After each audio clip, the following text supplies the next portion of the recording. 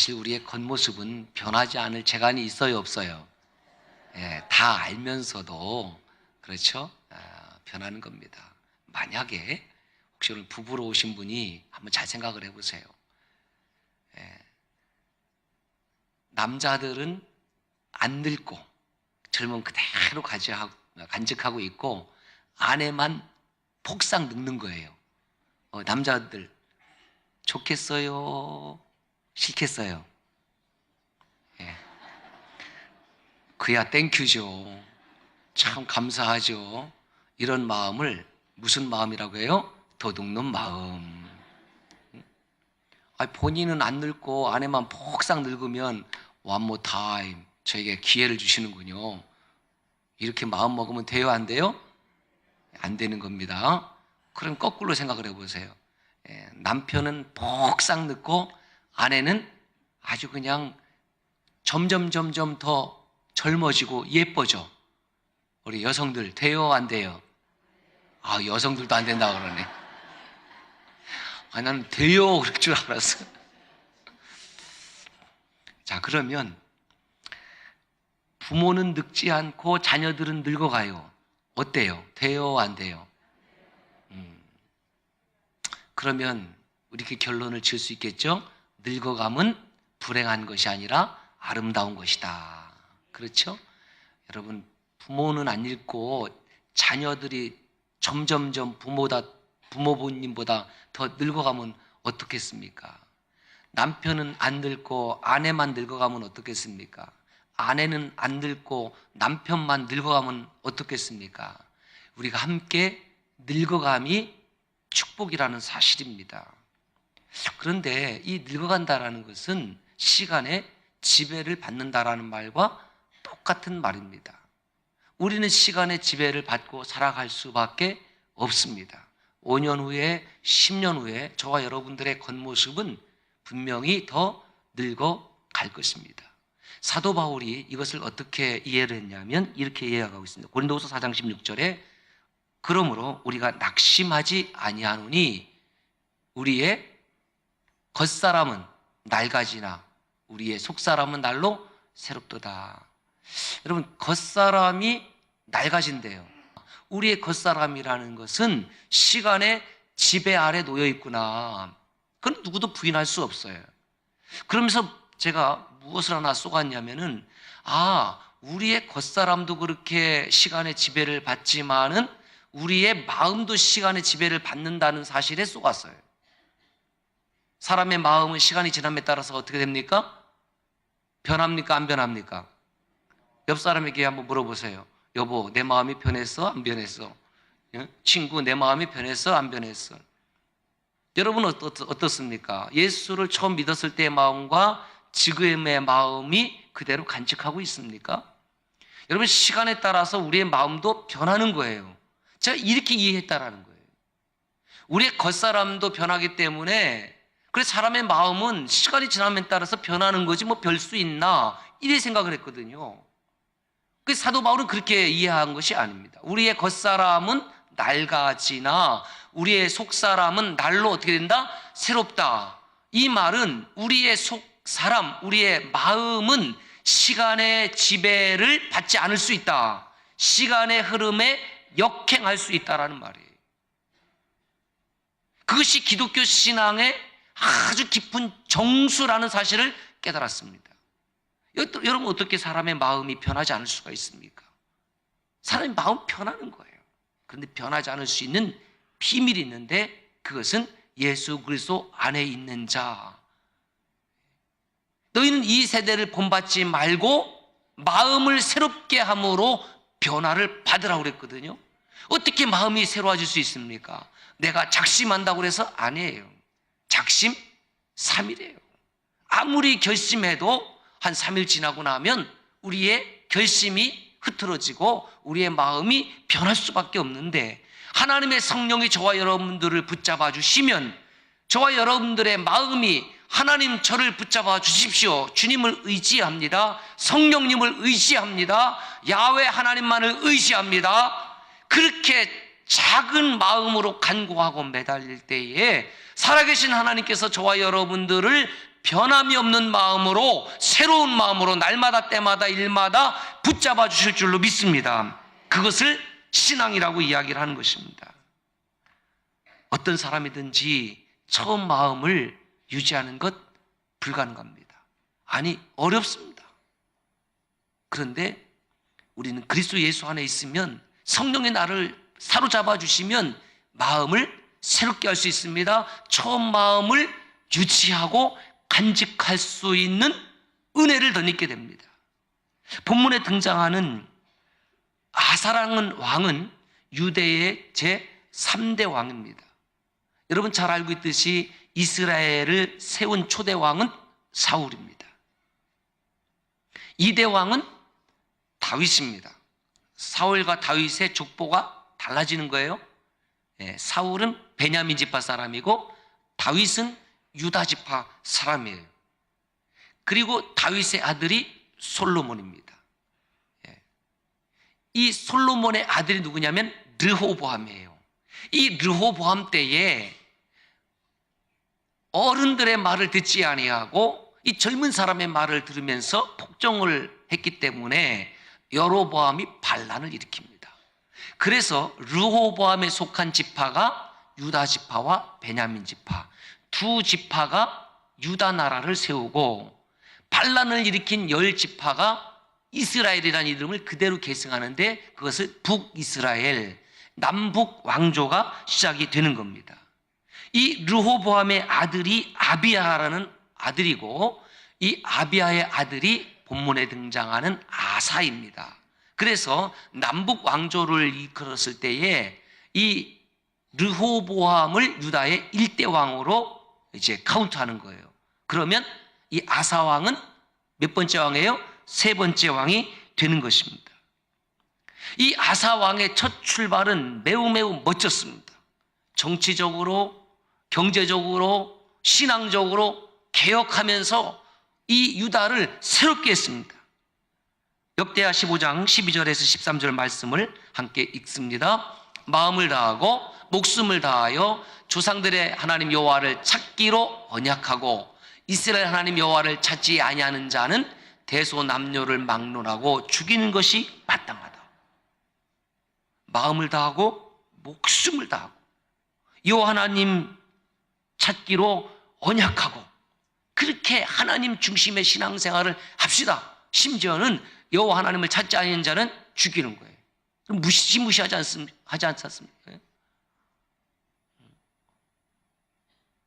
이건 재정일치의 사회니까, 신정일치의 사회니까 하나님을 찾지 아니하는 자는 그 땅에서 살 수가 없는 거예요. 그 야훼 하나님 신앙으로 하면 충만케 되었습니다. 심지어 그 아사왕의 어머니 이름이 마아간데요. 우리나라 그 역사를 보면은 왕의 어머니가 뭡니까? 데비마마 아닙니까? 데비마마. 데비마마를 폐위시켜버려요. 왜 폐위시키냐? 어머니가 그 아세라라는 목상을 만들었거든요. 그렇다면 어머니, 그 목상을 그렇게 만들면 안 되죠. 우리는 야훼 하나님만 섬기는 나라입니다. 어찌 어머니가 우상을 만들 수 있습니까? 안 됩니다. 이렇게 말려만 줘도 대단한 것 아니겠어요? 얼마나 단호했는지 그 어머니가 그 아세라 그 목상 하나 만들었다고 어머니의 위를 데비마마에서 폐위시켜버린, 그 정도로 그 아사왕은 신앙적으로 결단력 있는 그런 왕이었습니다. 역대하 14장 5절에서 6절 말씀 계속해서 읽습니다. 시작.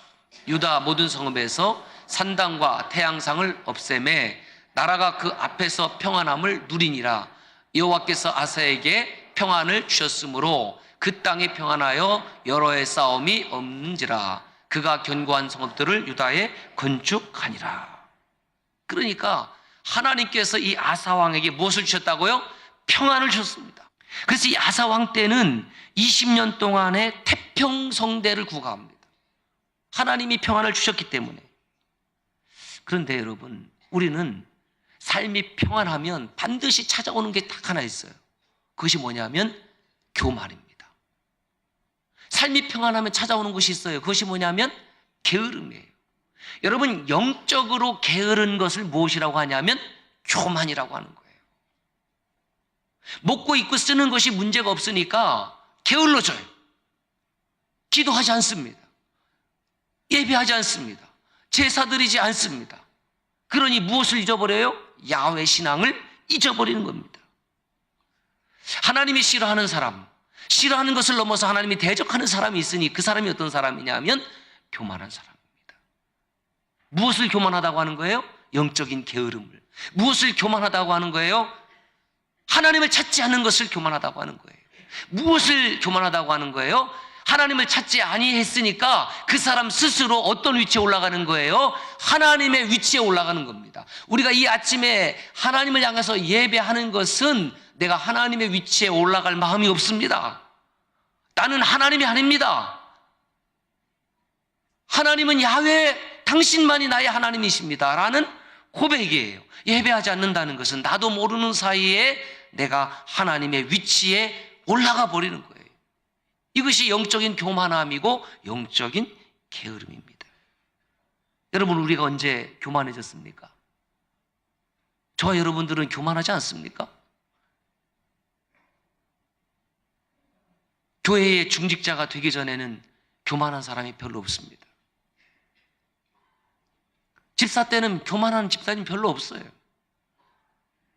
그런데 안수 집사가 되고 권사가 되고 장로가 되고 목사가 되면 교만할 개연성이 점점 커집니다. 그렇게 중직자가 되기 전에는 열심과 충성을 다했는데 직분을 맡고부터는 뭔가 태도가 바뀌어지는 거예요. 왜 그렇습니까? 배부른 심령이 되었기 때문에 그렇습니다. 배부른 심령이라는 것은 처음 사랑, 처음 마음을 잊어버렸다라는 겁니다. 주님 뭐라고 말씀하셨어요? 심령이 가난한 자는 천국이 그들의 것이요. 그 배부른 마음속에 이미 천국이 없어요. 여러분, 천국은 무엇을 말합니까? 천국의 주인은 하나님이시잖아요. 그 배부른 사람 속에는 하나님이 없는 거예요.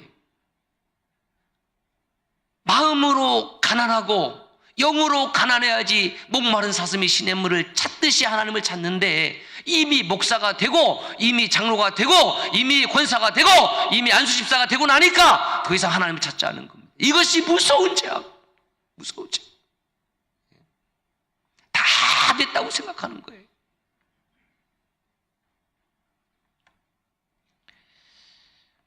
이스라엘 바하사가 쳐들어왔습니다.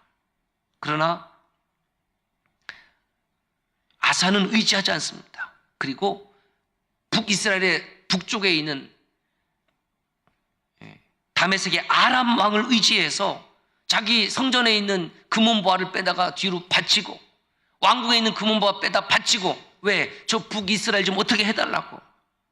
아사 왕은 지금 자기에게 닥친 이 전쟁의 위기 속에서 하나님의 손길을 잃어버린 겁니다. 그리고 2년 동안 병이 들었는데 하나님을 찾지 않고 끝까지 그렇게 마음을 굳게 하고 완악하게 하다가 결국은 죽었습니다. 이 아사왕은요, 성경을 보면은 35년까지는 문제 없었어요. 36년째 되는 해부터 아사왕의 마음이 급격히 하나님에게서 이탈해지기 시작합니다. 물론 35년까지 잘 섬기고 36년부터 안 섬겼다 이런 의미는 아니겠죠. 언제부터 이 아사왕이 그 마음이 하나님에게서 멀어졌을까? 태평성대를 누리는 20년 동안에 태평성대를 누리니까 하나님께 간구할 필요가 없습니다. 문제가 없습니다. 아무 문제가 없습니다. 하나님 필요 없습니다. 점점 20년 동안에 하나님에게서 마음이 멀어진 거예요. 여러분 언제가 기도할 때인지 아십니까? 여러분이 환난을 당하고 어려움을 당하고 고난을 당할 때가 기도할 때가 아니라, 물론 그때도 기도해야 되겠지만은 여러분의 삶 가운데에 평안의 삶이 있다면 그때 더 기도하시길 바랍니다. 우리는 거꾸로 살아요. 뭐 그나마도 괜찮죠. 어려움을 당하고 시험을 당하고 고난이 찾아오면 그때 그래도 기도해도 괜찮지요. 병이 찾아왔으니까 그때만이라도 하나님 저를 도와주세요라고 기도하면 괜찮지만, 이미 20년 동안 그 마음이 서서히 하나님께서 멀어졌기 때문에 두 손 모아 기도하는 일이 쉬운 것 같지만은 하나님께 기도하지 않습니다. 하나님을 의지하지 않습니다. 그리고 결국 그는 첫 출발은 그렇게 멋졌지만 마지막은 병들어 죽고 말았습니다. 그 야사왕의 이야기를 들으면 정신이 번쩍 나는 거예요. 야, 이거 잘못했다가는 내가 아사왕 꼴이 나겠구나. 여러분, 한 42년 동안 왕으로 살았으니 그 마음이 하나님을 구하지 않았다라는 것은 점점 높아졌다는 것 아니겠습니까? 여러분, 왜 우리 교회에서 온 교인들이 머리를 숙여서 인사하자는 거예요? 여러분, 머리를 숙여 인사하는 사람은요, 마음이 높아지려고 했다가도 겸손하게 되는 거예요. 마음이 교만한 사람, 마음이 높아진 사람은 절대로 머리를 숙이지 않습니다. 하나님 앞에 머리를 숙이는 것이 무엇입니까? 그것이 예배예요. 이 아침에 나와서 예배드리는 이유는 무엇입니까? 하나님, 제가 절대로 교만하지 않겠습니다. 제가 절대로 하나님 앞에서 머리를 들지 않겠습니다. 그 고백 아니에요. 그래서 처음 출발은 멋졌는데 마지막 끝은 이렇게 비극으로 끝나는 인생을 뭐라고 하느냐? 한 글자로 따라서 합시다. 꽝. 그게 꽝이에요. 꽝. 지금 뭐 있는지 모르겠지만은 그 국민학교, 초등학교 문방구 앞에 보면 뽑기 하는 거 있잖아요. 저도 어렸을 때 엄청 했네, 그거. 기대하면서 대부분이 꽝. 학교에 가서 소풍구에서 저기 보물찾기 하면은 꽝이 나와. 막 너무나 속상한지. 그래서 남들 찾을 때 나는 원래 꽝이야. 그러다가 드디어 중학교 2학년 때, 그때 제가 하나 찾았다는 거 아니에요. 그래서 153 모나미 볼펜 그거 받은 거 지금도 기억이 나요. 맨날 꽝으로 살다가 그거 하나 받았을 때 얼마나 기쁘고 좋은지. 우리 교회도 무슨 체육대회라든지 어디 소풍을 가게 되면은 꽝도 많이 심어 놓지만은 그 보물도 좀 많이 심어 놔갖고 꽝만 찾다가 끝나지 않는, 꽝만 찾다가 보물찾기 다 끝나면 그 인생이 얼마나 허무해. 소풍이 얼마나 허무해. 아사왕의 인생에서 참된 보물이 무엇이었습니까? 하나님이었습니다. 그런데 시간이 지나니까 그 마음이 어떻게 되었어요? 변질되었습니다. 하나님을 그렇게 목숨 걸고 마음을 다하고 사랑하던 왕이 마음이 변질돼서 꽝된 인생으로 끝나고 말았다는 거예요. 여러분 어떻습니까? 저 여러분 지금 신앙생활 잘하고 있습니까? 예수님 잘 믿고 있습니까? 주일 아침에 그래도 예배당에 나왔으면 이만하면 된 것입니까? 우리가 족할 수 있습니까? 끝까지 저와 여러분의 인생 마치는 그 순간까지, 주님 다시 오시는 그날까지 꽝이 인생이 아니라 믿음으로 승리하는 저와 여러분들 되시길 주님 축복합니다. 사랑하는 여러분, 예수 잘 믿는 성도가 되시기를 바랍니다. 저도 예수 잘 믿는 목사가 되겠습니다. 여러분 처음 사랑, 처음 마음, 처음 신앙을 잃어버리지 말기를 바랍니다. 저도 잃어버리지 않기 위해서 매일매일 저를 그리스도 예수의 십자가만을 바라보며 그렇게 채찍질하며 사역하겠습니다.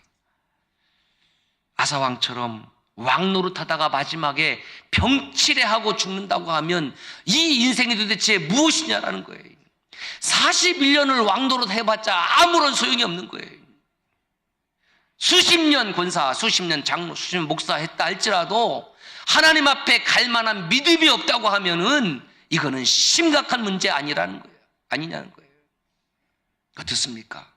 여러분, 오늘 밤에 하나님 정말 부르신다고 하면, 아니 오늘 밤은 급합니까? 그러면 내일 밤에 급합니까? 아니면 1년 안에 저와 여러분들 하나님 부르신다고 하면 하나님 앞에 갈 수 있는 살아있는 믿음을 소유하고 있습니까? 과연 오늘 예배드린 저와 여러분 가운데 몇 사람이나 하나님의 부르심에 응답할 수 있을지를 생각하면 경성하고 근신하고 깨어 있어야 되는 것 아니냐라는 것입니다. 여러분, 은혜가 무엇입니까? 은혜라는 것은 삶의 평안을 주시고 건강을 주시고 물질을 주시는 것도 물론 은혜이지요. 그러나 거기에만 취해 있다 보면, 20년 동안 태평성대에 취해 있다만 보면 하나님의 은혜를 은혜되지 못하게 하고 하나님 본질, 은혜가 아니라 하나님 그 자체를 부정하고 잊어버리는 이 심각한 영적 타락에 빠지게 된다는 것입니다. 사업이 잘 될 때는 하나님을 찾지 않았습니다. 사업이 어려우니까 하나님을 찾게 되었고, 건강할 때는 하나님을 찾지 않았는데 건강이 나빠지니까 하나님을 찾게 되었다고 한다면, 사업이 잘 되는 것도 하나님의 은혜이지만은 내가 하나님을 사업이 잘 안 돼서 찾게 됐다면 그 안 되는 것도 은혜 아닙니까? 건강한 것도 하나님의 은혜고 복이지만은 내가 건강을 잃었을 때 하나님을 만나고 하나님을 찾게 되었다고 하면 그 건강을 잃는 것조차도 은혜 아닙니까? 그래서 저는 은혜를 이렇게 다시 한번 정의해 보았습니다. 은혜란 무엇이냐면은 하나님과의 관계성 속에 살아가는 거죠. 하나님과의 관계 속에 살아가는 모든 것이 은혜입니다. 은혜가 아닌 것은 무엇입니까? 하나님과 무관하게 살아가는 것입니다. 예배와 무관하게 살아가는 겁니다. 말씀과 무관하게 살아가는 겁니다. 믿음과 무관하게 살아가는 것이 은혜가 아니에요. 그건 비은혜예요. 그러므로 하나님과의 관계 속에서 내가 건강하든지 건강을 잃든지 뭐 세상 말로 잘 나가든지 못 나가든지 그 모든 것이 하나님의 관계를 바르게 하는 것이라고 하면 저는 은혜다, 그렇게 믿습니다. 그러므로 때로는 우리 성도님들 가운데 지금 남모를 아픔, 또 남모를 고난이 있습니까? 그 고난과 아픔조차도 하나님의 위장된 은혜이고 축복일 수 있음을 믿으시기를 바랍니다. 아사왕처럼 삶의 어려움과 전쟁, 질병이 찾아와도 하나님을 찾지 않는 어리석은 사람들이 이 시대에 얼마나 많은지 모릅니다. 여러분, 2년 동안 아파봤으면요 어떻게 해야 됩니까? 좀 돌이킬 수 있는 시간이 있는 거 아니에요? 뭐 2년 걸려요. 저 같으면은 한 일주일만 아파도 하나님 잘못했습니다. 제가 무엇이 잘못됐습니까? 고치겠습니다. 제가 그 정도 머리는 있거든요. 그게 머리가 나빠서 그렇게 됐을까? 아닌 것 같아요. 왜 그랬을까? 여러분, 하나님의 은혜를 날마다 구하지 아니하면 저와 여러분들도 모르는 사이에 왕이 되었기 때문에, 목사가 되었기 때문에, 장로가 되었기 때문에, 권사가 되었기 때문에, 안수집사가 되었기 때문에 마음이 굳어지는 거예요. 그러니까 그렇게 병이 들고 아프면 하나님을 구할 수 있을 것 같은데 정작 본인은 하나님을 구하지 않았다니까요. 어렸을 때 아이를 키우면은 가끔씩 말을 안 들으면 매를 들잖아요. 그러면서 어머니가 하는 말이 뭐예요? 매를 벌어, 매를 벌어. 여러분, 사람이 매를 벌어야 돼요? 돈을 벌어야 돼요? 이 한 주간도 여러분 매를 버는 성도님들 되시기를 축원합니다. 이게 말 되는 거예요? 벌 게 없어서 매를 법니까? 지금 아사왕이 하는 것은 하나님 앞에서 매를 버는 거예요. 마음이 강팍해져서. 여러분, 강팍한 마음은요 하나님을 구하지 않습니다. 기도하라고 해도 그 기도가 안 됩니다. 찬송하라고 해도요 예배당에 와갖고 막 입 꽉 다물고, 아, 왜 저를 노려봐요, 제가 어떻게 했다고.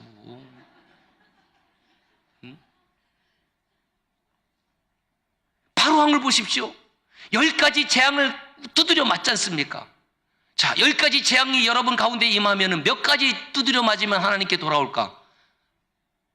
1번 1가지, 2번 2가지, 3번 3가지, 4번 모두 다 몇 번? 답 못하겠죠? 따라합시다. 맞기 전에 돌아온다. 네, 매를 한 대 맞고 나서 돌아오면은 한 대 맞은 거 억울하잖아요. 손해났잖아요. 맞기 전에. 그래서 제가 이렇게 문장을 만들어 봤습니다. 따라서 합시다. 하나님 앞에서의 고집은 죽음이다. 예, 진짜 그래요. 사람 앞에서의 고집은 매를 한 대 보는 것으로 끝날지 모르지만은 하나님 앞에서의 고집은 죽음으로 끝이 나는 거예요. 얼마나 무서운 말씀인지 모르겠습니다. 사랑하는 여러분, 저도 그렇고 여러분도 그렇고 주님을 처음 만났을 때의 마음 오늘 유지하고 계십니까? 그 유지하고 있다면은 그 믿음의 그 귀한 마음을 끝까지 간직하시고 선하고 복되고 아름다운 믿음의 경주를 감당하시길 주의 이름 축원합니다. 아니면 정말 말씀에 오늘 돌이켜보니 내가 무엇인가 잘못됐구나, 내 마음속에 내가 주를 처음 만났을 때 그 마음이 없구나라고 생각되어진다면 하나님 앞에 저와 여러분들의 삶이 다시 돌이켜지고 의식이 돌이켜지고 의신이 전환이 되고 생각이 바뀌어져서 그 처음 마음을 되찾기를 바랍니다. 초심불망, 처음 마음을 잃어버리지 않는 것은 제 능력으로 감당할 수 있는 사역이 절대로 아닙니다. 그것은 하나님의 영이 저를 사로잡을 때 가능한 일입니다.